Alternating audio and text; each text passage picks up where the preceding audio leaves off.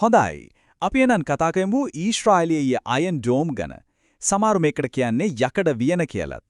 ඇත්තටම මේක ලෝකේ තියෙන දියුණුම ඒ වගේම ගොඩක් කතා බහට ලක් වෙන ආරක්ෂක පද්ධතියක්. ඉතින් මේ මුරු යකඩ වියන කියන සංකල්පයම ගොඩනැගෙන්නේ එක සරල හැබැයි හරිම සංකීර්ණ ප්‍රශ්නයක් වටේ. අහසේන රොකට්ටුවක් මැදින් නවත්තන්නේ කොහොමද? මේක තමයි ඒගොල්ලෝ විසඩන්න උත්සාහ කරපු අභියෝගය. මේ අයන් ඩෝම් එක වැඩ කරන්නේ හරියට අහසේ තියෙන ආරක්ෂිත පලිහක් වගේ තමයි. මේකේ පිටිපස්සේ තියෙන තාක්ෂණය නම් ඇත්තටම පුදුම හිතෙන ඉංජිනේරු වැඩක්. සම්පූර්ණ ක්‍රියාවලියම වෙන්නේ පැහැදිලි අධියර 3කින්. හිතන්නකෝ සතුරු රොකට්ටුවක් එනවා කියලා දැනගත්ත මොහොත ඉඳලා ඒක අහසේදීම විනාශ කරන කම්මා මේ සම්පූර්ණ දේම සිද්ධ වෙන්නේ ඇසිපිය ගහන සැනින් තත්පර කිහිපයක් ඇතුළත. හරි. එහෙනම් බලමු මේ පියවර 3 මොනවද කියලා. පළවෙනියටම හඳුනා ගැනීම. ඒ කියන්නේ දියුණු රේඩාර් පද්ධතියක් එන රොකට්ටුව අල්ල ගන්නවා. දෙවෙනියට ගණනය කිරීම. පාලන මධ්‍යස්ථානයක තියෙන පරිගණකයක් ඒක ෂණිකව හොයනවා මේ රොකට්ටුව යන්නේ කොහාටද වැටෙන්නේ කොතනටද කියලා. තුන්වෙනි පියවර තමයි විනාශ කිරීම. හදිසියවතේ රොකට්ටුව ජනාකීර්ණ ප්‍රදේශයකට තර්ජනයක් නම් ටේමීර් කියලා මිසයිල්ලක් යවලා ඒක විනාශ කරනවා. හැබැයි මෙතන තියෙන බුද්ධිමාත්ම දේ තමයි ඔය ගණනය කිරීම.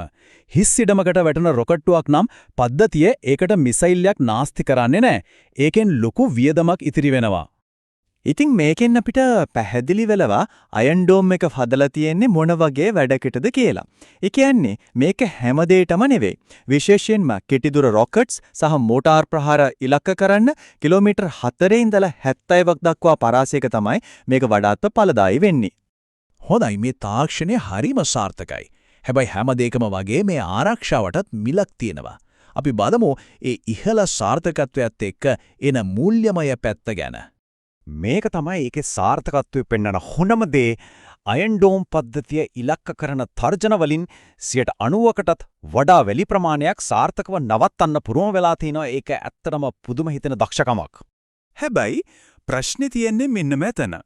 ඒ සාර්ථකත්වයේ මිල එක ටමීර් මිසයිලයක් යවන්න යන වියදම ඇමරිකානු ඩොලර් 80000ක් තරම් ඉහළ අගයක් වෙන්න පුළුවන්. හිතන්නකෝ එක රොකට්ටුවක් නවත්වන්න යන වියදම. ඉතින් දැන් තේරෙනව නේද ප්‍රශ්නේ? එක මිසයිල්යක් විනාශ කරන්න මේ තරම් අධික පිරිවැයක් යන එක සතුරන්ට පාවිච්චි කරන්න පුළුවන් අලුත්ම දුර්වලතාවයක් බවට පත් වුණා. ඒ දුර්වලතාවය තමයි සංතෘප්ත ප්‍රහාර නැත්නම් ස්වෝම් ඇටැක්ස් කියන උපක්‍රමයට පාර කැපුවේ. මේකේ අදහස සරලයි. එකපාරට රොකට් ඩ්‍රෝන් 100 ගාණක් එවලා ආරක්ෂක පද්ධතිය වෙහෙසටපත් කරන එක. හරියට එකපාරක් ගොඩක් බෝල විසි කළාම එක මිනිස්සෙකුට අල්ලගන්න බැරි වෙනවා වගේ එන හැම තර්ජනයක්ම නවත්තන්න බැරි තරමට මිසයිල්ලක් ඉවර වෙලා සල්ලිත් ඉවර වෙන තැනට වැඩේ ගේන එක තමයි ඉලක්කය. ඉතින් මේ සංතෘප්ත ප්‍රහාරය කියන අලුත් අභියෝගයට මුහුණ දෙන්න සම්පූර්ණයෙන්ම වෙනස් අලුත්ම තාක්ෂණයක් කරලියට එනවා. ඒ තමයි අයන් බීම්. මෙතනදි තමයි ලොකුම වෙනස සිද්ධ වෙන්නේ. එක පැත්තකින් තියෙනවා අයන් ඩෝම්. ඒකේ තියෙන්නේ මිසයිල්. ඒක පාරකට ඩොලර් 40000 ඉඳලා 80000ක් වෙනකම් වියදමක් යනවා. අනිත් පැත්තෙන් අයන් බීම්. ඒකේ තියෙන්නේ අධිශක්ති ලේසර් කිරණයක්.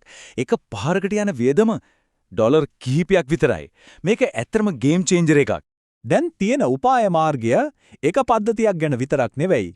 ඒක හරියට ලුණු ගෙඩියක් වගේ ස්තර ගොඩක් තියෙනවා. මේ අලුත් අදහස තමයි බහුස්තර ආරක්ෂක ජාලයක් නිර්මාණය කරන එක. සරලවම කිව්වොත් බහුස්තර ආරක්ෂාව කියන්නේ එක තාප්පයක් වෙනුවට එකකට පස්සෙන් එකක් තියෙන පලිහවල් සෙට් එකක් වගේ. හැම පද්ධතියක්ම විශේෂ වෙලා තියෙන්නේ විවිධ දුර වේගය සහ උස මට්ටම් වල එන තර්ජන නවත්තන්නේ. එකකට බැරි වුණොත් ඊළඟ එක ඒක බලා ගන්නවා. ඊශ්‍රායලයේ මේ ස්තර දිහා බැලුවොත් පහළම මට්ටමේ ඉන්නවා අයන් ඩෝම්. ඒක කෙටි දුර රොකට්ට බලා ගන්නවා. ඊට උඩින් මධ්‍යම දුර තර්ජනවලට ඩේවිඩ්ස් ස්ලිං පද්ධතිය තියෙනවා. ඊටත් එහා වායුගෝලයෙන් එපිට ඉඳන් එන දුර විනාශක මිසයිල් වගේ ලොකු තර්ජනවලට ඇරෝ ට්‍රී පද්ධතිය යොදා ගන්නවා. මේ ඔක්කොම එකතු වෙලා තමයි සම්පූර්ණ ආරක්ෂාවක් දෙන්නේ. හැබැයි මේකත් මතක තියාගන්න ඕන මේක ඊටා සාර්ථක වුණත් 100%ක්ම විනිවිද යන්න බැරි පවුරක් නෙවෙයි.